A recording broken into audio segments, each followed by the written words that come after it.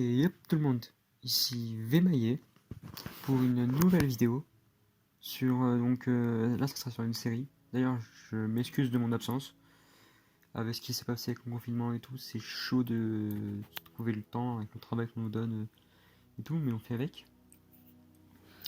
Ouais, j'aurais bien voulu le faire dans la semaine mais j'avais pas trop le temps. J'ai beaucoup de travail étant à l'université mais on trouverait bien un moyen que je fasse plus de temps sur des vidéos parce que de toute façon c'est comme ça qu'on peut se divertir, hein. D'ailleurs, du coup, je vous le dis, hein, comme tous les youtubeurs l'ont dit, mais restez chez vous. Essayez pas de sortir, ça sert à rien. Juste restez chez vous. C'est une phrase que tout le monde devrait comprendre. C'est la phrase la plus banale du monde et la plus compréhensible du monde. Sinon, du coup, je vais vous parler donc oui, d'une série sortie donc en octobre 2019 sur Netflix et qui a donc 10 épisodes. Une série qui fait partie des séries assez spéciales. C'est pas le type de série que je regarde de base dans ma vie. Mais voilà, celle-là a été bien accrochante et étonnamment j'ai aimé. Et d'ailleurs je suis pas le seul, elle a été pas mal bien aimée durant l'année. Et une saison 2 de cette série devait sortir, mais elle a été du coup annulée. Ce qui est un peu bête, je trouve, mais bon, on sait pas ce qui s'est passé. Donc bien sûr, je vais vous parler donc de la série Daybreak. Une série donc dans un monde post-apocalyptique, mais pas de type zombie vraiment. En réalité, c'est un virus qui a rendu tous les humains méchants. Bah, pas les humains, mais les adultes, comme des zombies. Pas vraiment des zombies, mais des sortes de gens qui mangent les gosses, quoi. Et les gosses sont normaux. Et c'est assez spécial, mais c'est accrochant de même. Et le héros principal va essayer donc de retrouver sa petite amie. On sait pas vraiment si on se rend compte vers la fin que c'est vraiment sa petite amie. C'est un peu dur à comprendre. Mais bon, c'est assez intéressant. D'ailleurs, le personnage principal s'appelle donc Josh Wheeler. Et on va dire que le début est bien intéressant, puisque c'est lui qui va sauver quelqu'un de griffes d'un gang, parce qu'il y a des sortes de gangs là-dedans. Et là, c'était un gang de golfeurs. Et du coup, il va se faire avoir par ce gang de golfeurs qui va devoir les attaquer pour sauver la personne. Et la seule raison pour sauver cette personne, pour lui, c'est qu'il pensait que c'était sa petite amie. Et en réalité, c'est une fille qui lui ressemble pas mal, mais c'est une jeune fille bien jeune, bien trash, qui s'appelle donc Angelica Green. En gros, cette fille, c'est une fille que Josh connaissait dans la vie avant ce virus, ce qui s'est passé. Et elle a l'habitude de faire plein de conneries, comme du slime dans de la bouffe, je crois. Et elle est assez trash. Elle va pas se gêner pour défoncer tous les adultes qu'ils appellent donc les ghouls. Et on va apprendre plus sur elle, le fait qu'elle a plus vraiment de famille à cause de ses parents qui sont jamais là, elle est triste de ça, elle va quand même se lier d'amitié avec un ghoul qui en a pas vraiment un. Et ouais, c'est quelqu'un d'assez sensible dans le fond, et on s'y attendait pas vraiment. Ce qui est donc assez intéressant pour le coup. Et il n'y a pas grand chose de plus à savoir sur elle. Ensuite, on a donc la fausse ghoul, qui est donc la prof de Josh, qui est une adulte qui devait être contaminée mais qui n'a pas été contaminée, qui s'appelle donc Madame Crumble.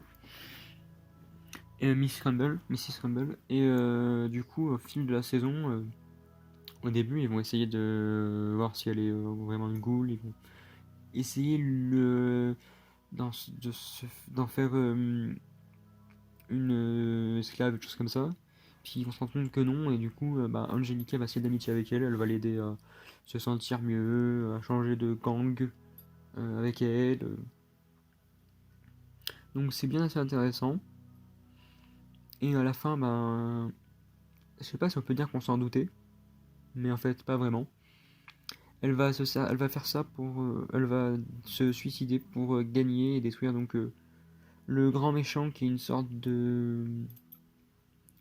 d'adultes avec un masque de monstre, quelque chose comme ça, les masques pour respirer et un casque, j'oublie son nom, et qui va donc essayer de bouffer les enfants. Et tout le monde pensait du coup que c'était euh, un gars qui arrêtait pas de harceler et tout, mais ils se sont rendus compte en fait que non. Cette personne était en fait leur principal, et personne ne s'y attendait réellement. Et ce principal, c'est leur grand ennemi. Il va réfléchir l'école, des choses comme ça. Et il était un peu, on va dire, amoureux de la professeure du coup, avant ça. Il m'en trouve un peu de ça dans la série, mais vraiment très peu dans les flashbacks. Puis pas grand chose de plus. Après, on a un autre ennemi, donc qui s'appelle Turbo. Et Turbo, il a un gang aussi. Euh, le plus grand gang de la série, quoi. Et ça va être les ennemis de tout le monde. Et ils vont prendre l'autre gang comme des esclaves et ils vont essayer de se battre pour être les meilleurs. D'ailleurs, à la fin, il y a des scènes intéressantes où ils vont tous rentrer dans le centre commercial qui était un peu le QG de Josh et tous ses potes. Et ils vont tous se servir d'une ruse pour les attraper. Et ça va bien marcher. Hein. Puis à la fin, ils vont plutôt être alliés pour se battre contre le méchant qu'on disait là, monsieur le principal. Et il y a une particularité avec ce Turbo, déjà c'est qu'il a perdu sa voix, donc il ne peut plus parler. Et qu'en réalité, il sera donc avec un allié de Josh, qui s'appelle Wesley Fist, qui donc ils sortaient ensemble avant le monde post-apocalyptique. Et c'était comme ça ensemble.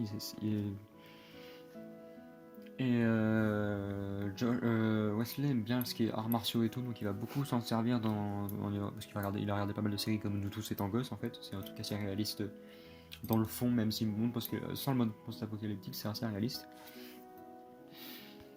Et c'est un mec que j'ai bien aimé, ouais. J'aime bien le personnage, il est assez spécial, assez intéressant. À